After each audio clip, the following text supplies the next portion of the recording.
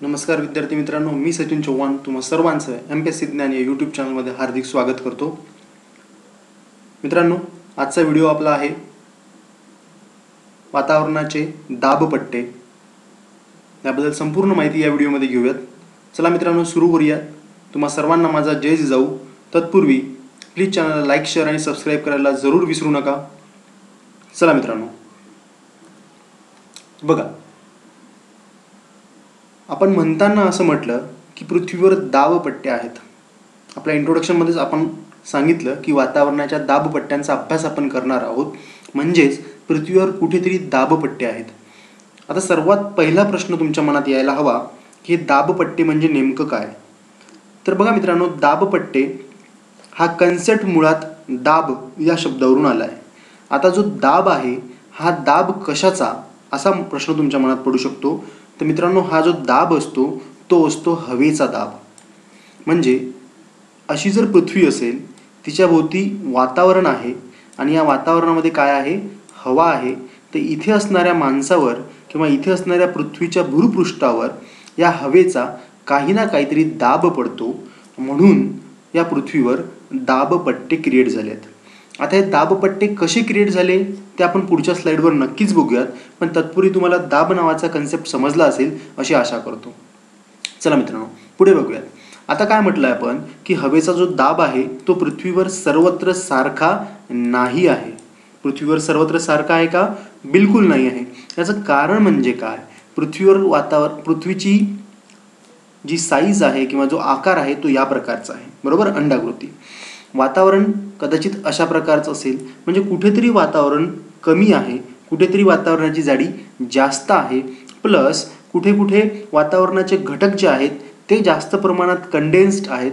कुठल्या कुठल्या भागांवर त्या वातावरणाची ती जी पार्टिकलची क्षमता असेल किंवा पार्टिकलचा आकार असेल तो कमी असेल किंवा ते हलके असतील. त्यामुळे पृथ्वीवर सर्वत्र दाब हा जो आहे हा सारखा नाही आहे. ठीक आहे मित्रांनो, पुढे बघूयात.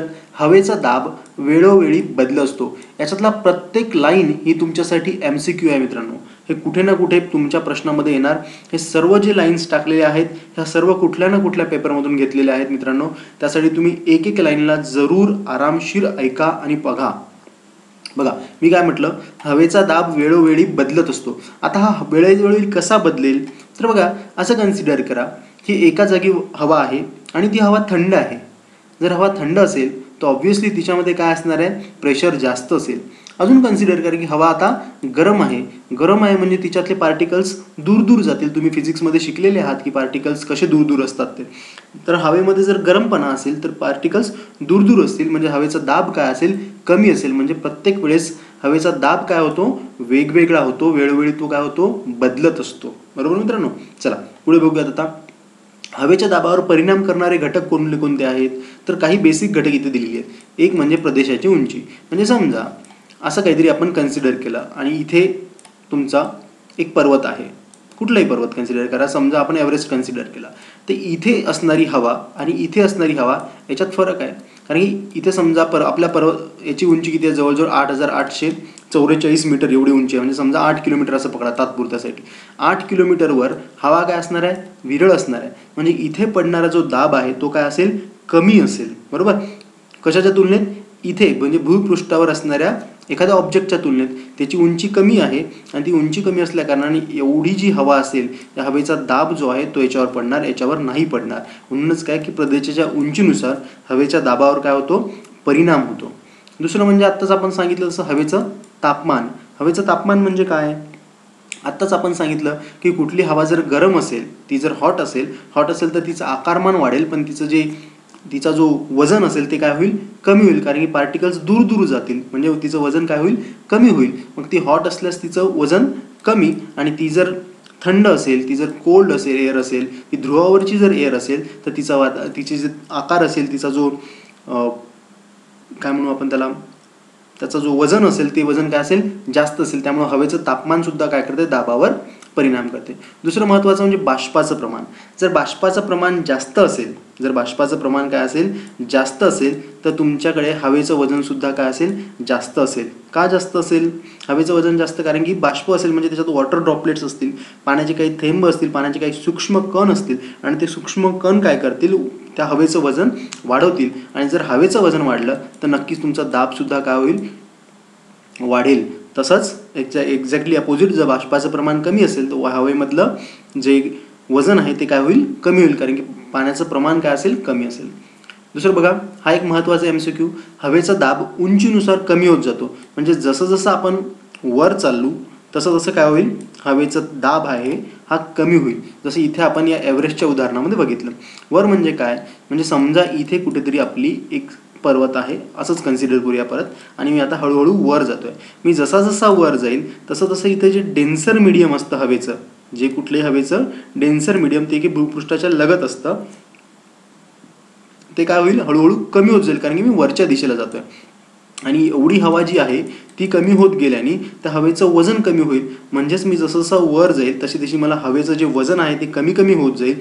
हवेच्या लेयर्स जे आहेत त्या कमी कमी होत जातील, आणि जर हवेच्या लेयर्स जर कमी होत जातील म्हणजेच हवेचं वजन कमी होईल. हवेचं वजन कमी झालं म्हणजेच हवेचा काय होईल, दाब कमी होईल. म्हणजे हे सुद्धा तुमचं काय एक MCQ आहे मित्रांनो.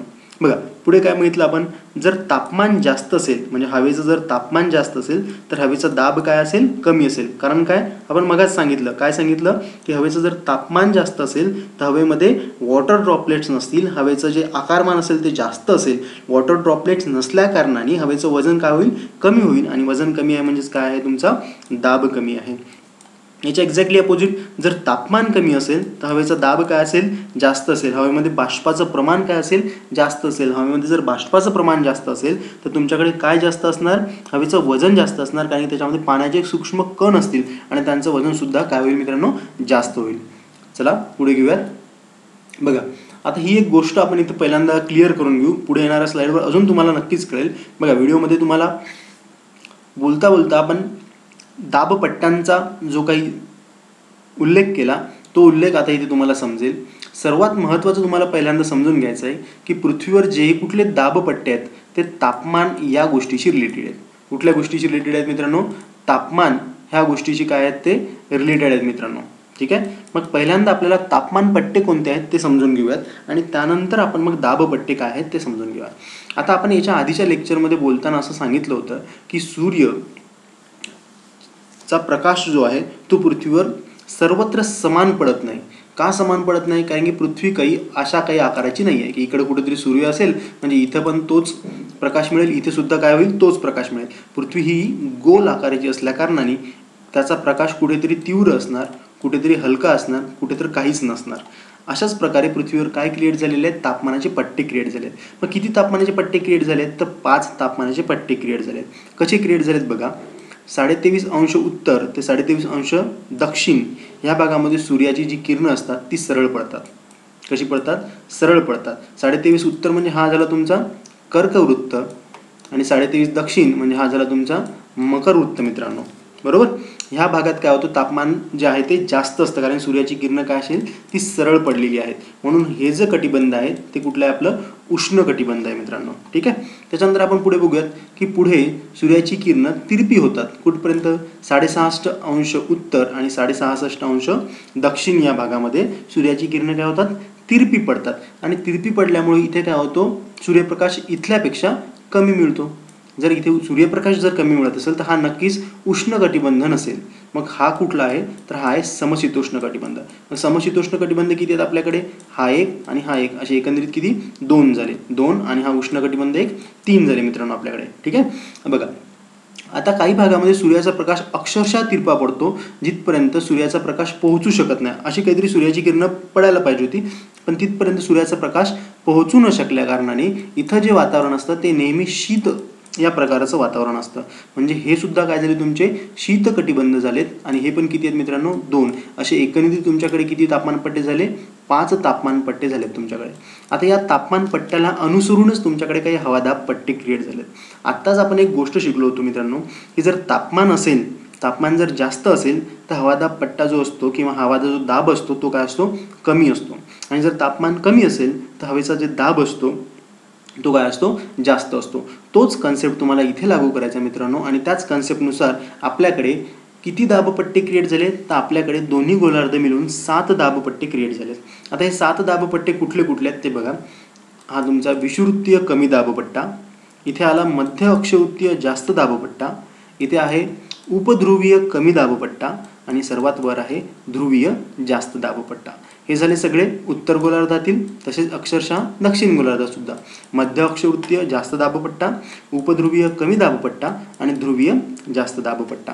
आता हे कशानुसार क्रिएट झाले, तर आपण बोललो तशानुसार हे तापमानानुसार क्रिएट झाले. तापमानानुसार इथे तापमान कमी म्हणून हे क्रिएट झालं, इथे तापमान कमी म्हणून हे दोन क्रिएट झाले. आणि हे जे मधले दोन आहेत हे तापमानानुसार नसून हे पृथ्वीच्या फिरण्यामुळे झालेले आहेत. म्हणजे पृथ्वी काय आहे, जी स्वतःभोवती जी रोटेट होते तिचं जे परिवलन होतं, या परिवलनामुळे हे किती झालेत, हे दोन क्रिएट झालेत. आणि तापमानामुळे किती क्रिएट झालेत, आपल्याकडे 5 पट्टे तापमानामुळे क्रिएट झाले आहेत मित्रांनो. ठीक आहे. परत कधी जर तुम्हाला प्रश्न आला की कुठले पट्टे कशामुळे क्रिएट झालेत तर कशामुळे क्रिएट झालेत मित्रांनो, बघा एकदा परत चेक करा.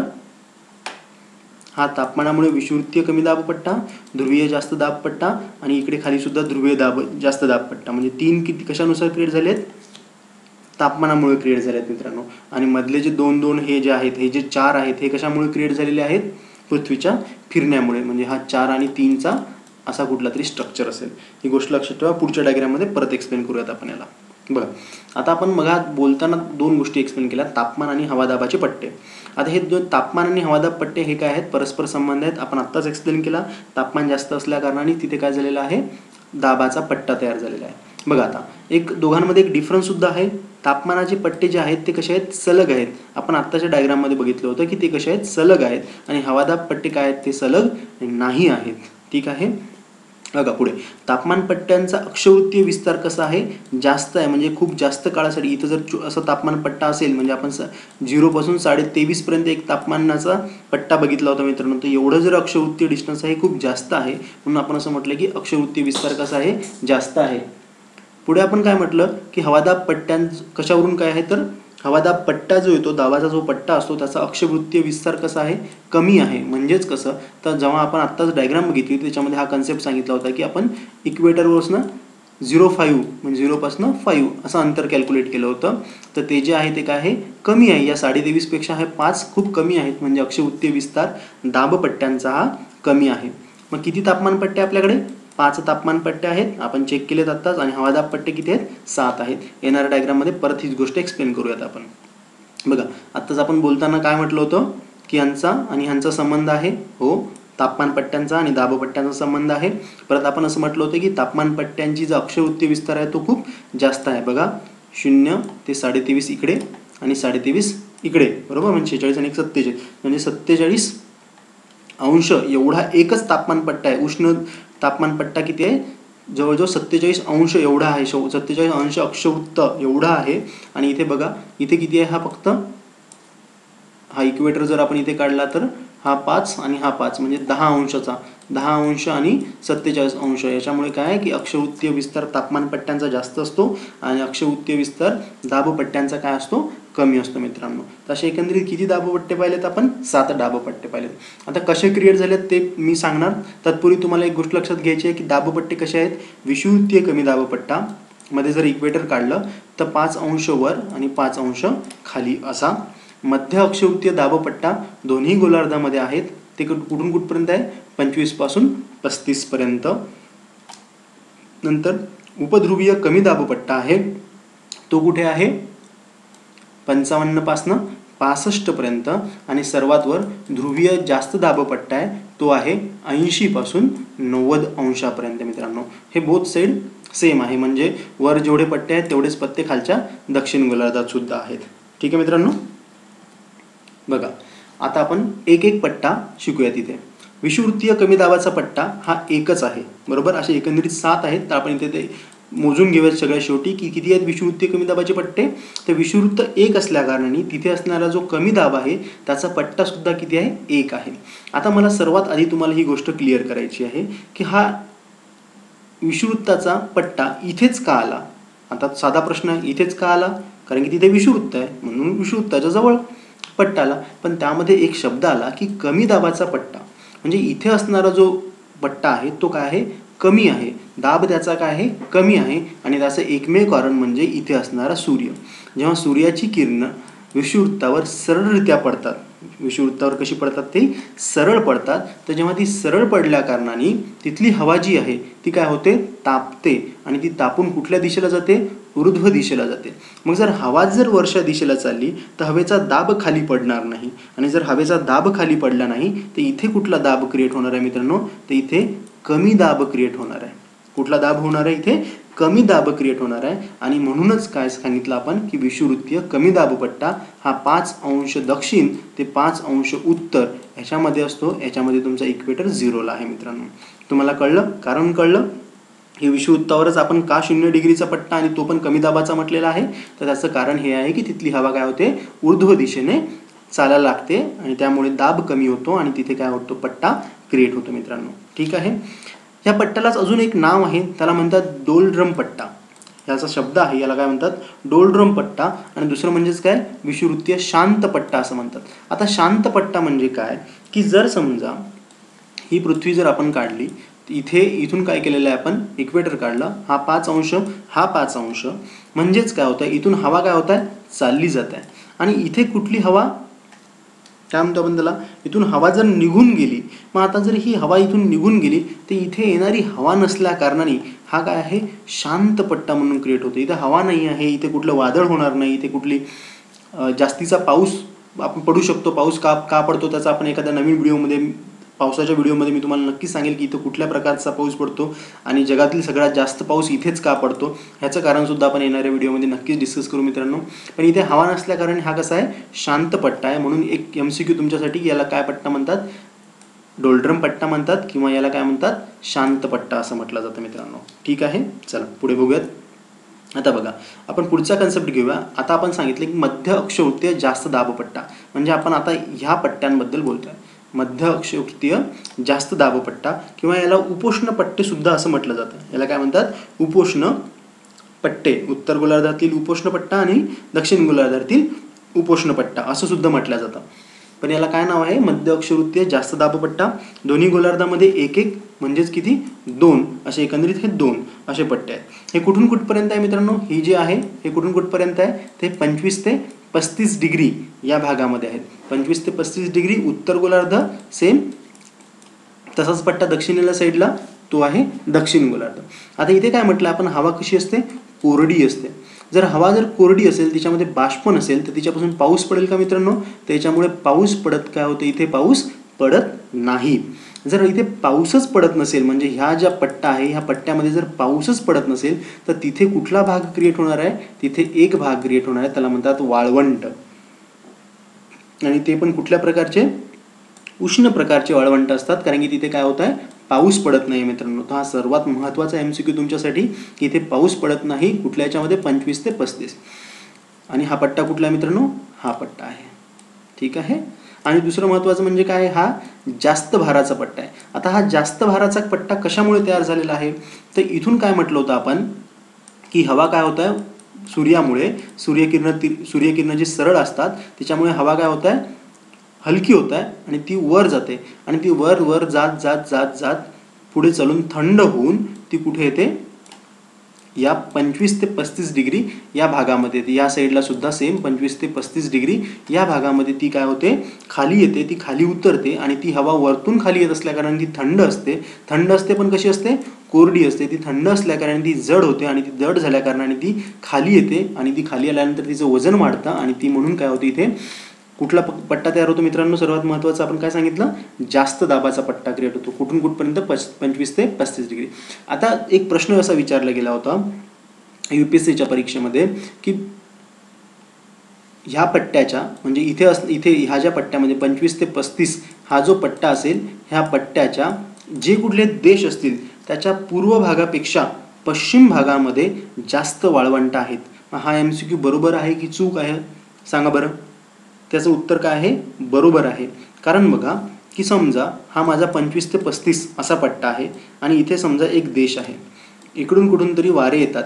आता इकडून येणारे वारे समजा इकडून येणारे जर वारे असतील माझ्याकडे कुठलाही वारा शक्यतो ते येणारच नाही पण जर समजा कधी जर वारा इकडनं येत असेल तर जर तो बाष्प घेऊन आला तो इथल्या कुठल्या तरी भागात पाणी देत जाईल हा पाऊस देईल, हा पाऊस देईल, हा पाऊस देईल, आणि तो जोपर्यंत इथे येईल तोपर्यंत त्याच्या जवळची बाष्प संपेल. त्याच्या जवळचं बाष्प संपल्या कारणाने या भागामध्ये म्हणजे देशांच्या किंवा खंडाच्या पश्चिम भागामध्ये काय होत आहे, वारे कसे झालेत, कोरडे झालेत. तिथे बाष्पांची लेवल काय झाली, शून्य झाली. म्हणून इथे काय तयार होईल, इथे वाळवंट तयार होईल मित्रांनो. तर मॅक्सिमम जे वाळवंट आहेत तुमचे ते 25 ते 35 या भागामध्ये आहेत. आणि दुसरी महत्त्वाची गोष्ट म्हणजे तिथे असणाऱ्या खंडाच्या त्या पश्चिम भागामध्येच वाळवंटे तयार होतात. त्याचं कारण मी तुम्हाला आता सांगितलेलं आहे मित्रांनो. बघा, अजून एक या मध्य अक्षवृत्तीय जास्त दाब पट्ट्यालाच एक नाव दिलेलं आहे, त्याला म्हणतात अश्व अक्षांश. अश्व अक्षांश किंवा हॉर्स लॅटिट्यूड हा सुद्धा सेम पट्टा आहे. याचं कारण म्हणजे काय की युरोप आणि आफ्रिका खंडातले जे काही व्यापारी होते ते घोड्यांचा व्यापार करायचे, आणि ते घोड्यांचा व्यापार जहाजातून करायचे, आणि ते जहाजातून जात असताना या जास्त दाब पट्ट्यामध्ये फसून जायचे. आणि या जास्त दाब पट्ट्यामध्ये जर फसले, तिथे हवा येत नाही आहे, त्याच्यामुळे काय होतं की त्यांच्या जहाजाला जाण्यासाठी खूप अडसर निर्माण व्हायचा. काही वेळानंतर जहाजावरचं चारा पाणी संपून जायचं, खायचे माणसांचे हाल व्हायचे तिथे, जनावरांचा काय. तर त्यामुळे त्यांना काय करावं लागायचं, त्या अश्वांना म्हणजे त्या घोड्यांना नाईलाज असतो पाण्यामध्ये फेकून द्यावं लागायचं, सागरामध्ये फेकून द्यावं लागायचं. म्हणून तेव्हापासून ह्या पट्ट्याला अश्व अक्षांश पट्टा असं म्हटलं जातं मित्रांनो. ठीक आहे, चला पुढे बघूयात. उपध्रुवीय कमी दाब पट्टा, हे पण किती आहेत, 2 पट्टे आहेत. एक उत्तर गोलार्धामध्ये आणि सेम दक्षिण गोलार्धामध्ये. आपण या पट्ट्यांचा विषय करत आहोत आता सध्याच्या काळामध्ये. तो कुठे आहे, 55 ते 65 डिग्री उत्तर गोलार्ध ॲज वेल एज दक्षिण गोलार्ध, दोन्ही गोलार्धामध्ये सुद्धा काय आहेत ते तिथे थांबलेले आहेत. आणि ते कशामुळे क्रिएट झाले आहेत, मग आपण बोललो की ती पृथ्वीच्या फिरण्यामुळे क्रिएट झालेले आहेत मित्रांनो. आता बघा, ते पृथ्वीच्या फिरण्यामुळे कसे क्रिएट झालेत, तर पृथ्वी जेव्हा परिवलन करते तेव्हा ती स्वतःभोवती फिरते, तिच्यासोबत कोरियोलिस फोर्स तयार होतो, आणि त्यामुळे पृथ्वीच्या जवळ असणारी गोष्ट ही पृथ्वीपासून दूर फेकल्या जाते. म्हणजेच काय की पृथ्वीच्या फिरण्यामुळे जी हवा आहे ती हवा वातावरणाच्या बाहेर फेकण्याचा प्रयत्न करते, आणि ती प्रयत्न केल्यामुळे काय होते की इथली हवा जी आहे, इथं जी येणारी हवा आहे ती कुठे जात आहे, ती पुढे फेकल्या जात आहे, म्हणजे पृथ्वीच्या दुसऱ्या टोकाकडे फेकल्या जात आहे. म्हणजे ही जर हवा इथली इकडल्या साईडला गेली तर इथे असणारी हवा काय होईल, शून्य होईल किंवा कमी होईल. आणि इथे जर हवा कमी होईल म्हणजे हवेचं वजन कमी होईल. म्हणून हा जो पट्टा आहे हा कमी दाब पट्टा आहे मित्रांनो. बघा, आपण बोलताना सांगितलं की हा पट्टा कुठला आहे, कमी दाब पट्टा आहे. यालाच उपध्रुवीय कमी दाब पट्टा सुद्धा म्हटलं जातं. हे दोन्ही साईडला आहेत आणि कुठपासून कुठपर्यंत आहे, 55 ते 65 डिग्रीला आहेत मित्रांनो. ठीक आहे, चला पुढे घेऊयात. आणि दुसरा आता आणि सर्वात महत्त्वाचा आणि सर्वात शेवटचे पट्टे आहेत आपल्याकडे आता की ध्रुवीय जास्त दाब पट्टा. हे पण किती आहेत, 2. आत्तापर्यंत आपण एकंदरीत 7 पट्टे पाहिलेत. आणि हा ध्रुवीय जास्त दाब पट्टा कशामुळे क्रिएट झालेला आहे मित्रांनो, तापमानामुळे क्रिएट झालेला आहे. कुठपासून कुठपर्यंत आहे ध्रुवीय दाब पट्टा, आपण याचा विचार करतोय. पृथ्वीचा 90 अंश हा 80 ते 90 डिग्री उत्तर गोलार्ध ॲज वेल एज दक्षिण गोलार्ध दोन्ही साईडला आहेत. आणि हा कशामुळे क्रिएट झाला, तर थंड भाग आहे. सूर्याची किरणं इथपर्यंत पोहोचत नसल्या कारणाने इथे काय आहे, थंडावा आहे. आणि थंड असल्या कारणाने इथे असणारी हवासुद्धा काय थंड बनते. ती हवा जर थंड असेल तर तिच्यामधलं जे तिचं तापमान आहे ते कमी आहे, त्यामुळे तिचं वजन जास्त आहे. त्यामुळे इथे काय आहे, जास्त दाबाचा वारा असतो. ठीक आहे मित्रांनो, कसला असतो, जास्त दाबाचा वारा असतो. आणि तुम्हाला ही गोष्ट पुढे वाऱ्याच्या मी लेक्चरमध्ये सांगितली आहे की कुठलीही गोष्ट जास्त दाबापासून कमी दाबाकडे वाहत असते. जसं तुम्ही पाण्याच्या टाकीचं उदाहरण घ्या, तुमची वर असलेली पाण्याची टाकी आणि खाली असलेला तुमचा नळ, बरोबर. जर मी इकडे वर पाणी न्यायचा प्रयत्न केला तर जाणार नाही, पण इथे असणाऱ्या पाण्यामुळे खाली जाणार आहे. म्हणजे इथे प्रेशर जास्त आहे, इथे प्रेशर कमी आहे, म्हणून काय होत आहे, पाणी वरतून खाली वाहतं मित्रांनो. बरोबर, तोच कन्सेप्ट इथे आहे की हवासुद्धा काय होते, जास्त दाबापासून कमी दाबाकडे पाहत आहेत. म्हणून तुम्ही या डायग्राममध्ये काही गोष्टी चेक केलेल्या आहेत मित्रांनो की वारा वरतून खालच्या दिशेने वाहतोय. आता हे इतर जे वारे आहेत हे आपण याच्या आधीच्या लेक्चरमध्ये किंवा येणाऱ्या लेक्चरमध्ये डिस्कस करूयात. त्याच्यासाठी मी तुम्हाला डिस्क्रिप्शन बॉक्समध्ये नक्कीच त्याची लिंक देईल की तो टॉपिक असेल आपला वाऱ्यांबद्दलचा. त्यामध्ये तुम्हाला हे सर्व कन्सेप्ट की ह्या रेषा इकडेच का वळल्यात, ह्या रेषा इकडेच का वळल्यात, आणि हे वारे जे आहेत ते कलरचे का चेंज झालेत, ह्या दोन्ही गोष्टी मी तुम्हाला तिथे सांगाल मित्रांनो. बघा, आता एक गोष्ट अजून तुम्हाला इथे सांगायची राहिली होती मगाची की आता हे दाबपट्टे आहेत, या दाबपट्ट्यामुळे परिणाम काय होतात नेमके आपल्या इथे. तर परिणाम काय होतात मित्रांनो की सर्वात म्हणजे वाऱ्यांची निर्मिती होते. आत्ताच आपण बघितलं, जास्त दाबापासून कुठले कमी दाबाकडे काय होतात, वारे मूव्ह ऑन करतात. दुसरे म्हणजेच वादळांची निर्मिती होते.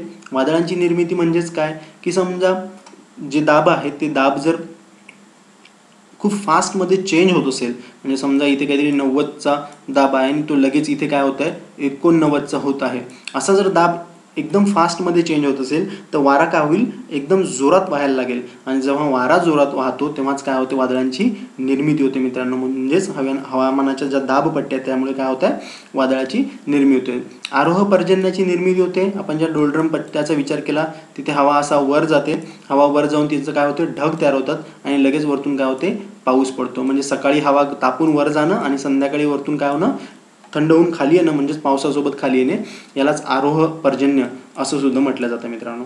पुढे बघा, हवेचा दाबाचा श्वसन क्रियेवर सुद्धा परिणाम होतो. तो नक्कीच होतो. जर हवेचा जर जास्त दाब असेल तर आपण ती हवा, जसं की आता आपण इथे पृथ्वीवरच्या भूपृष्ठावर आहोत, आपण हवा सहज घेऊ शकतो. पण हवा जेव्हा आपण वर जातो, म्हणजे समजा मी एव्हरेस्टवर गेलो तर तिथे हवा विरळ आहे, तो हवाचा दाब कमी आहे, मी श्वास घेऊ शकणार नाही, हा परिणाम सुद्धा हवेचा होतो मित्रांनो. तर आशा करतो मित्रांनो तुम्हाला हा व्हिडिओ नक्की आवडला असेल. तुमच्या सर्वांच्या कमेंट्स, लाईक्स येऊ द्यात, मला कळू द्यात तुम्हाला व्हिडिओ कसा वाटला ते. प्लीज चॅनलला लाईक, शेअर आणि सबस्क्राईब करायला जरूर विसरू नका. मी तुमचा होस्ट आणि दोस्त सचिन चव्हाण तुमची रजा घेतो. धन्यवाद.